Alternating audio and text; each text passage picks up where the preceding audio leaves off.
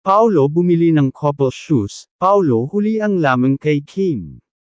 Mga ka-celebrity hub, Kim Pao fans, time to get even more kilig. Paolo Avellino has officially raised the romance bar.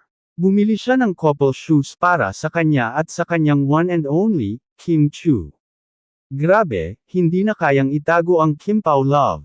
Makikita sa mga photos at videos, Paolo and Kim, magkasama sila habang naglalakad, at si Paolo, sweet na sweet sa bawat moment nila. But the highlight, couple shoes. Yes, matching shoes na nagsasabi na Kim Pao is forever. Saan ka pa, mga ka-celebrity hub, si Paolo na mismo ang nag-purchase ng gift for his girl, and we couldn't be happier for them. Ang lamang ni Paolo kay Kim, truly, Kim Pao is the couple we all dream of.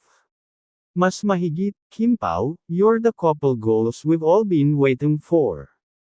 Walang makakapigil sa kilig namin.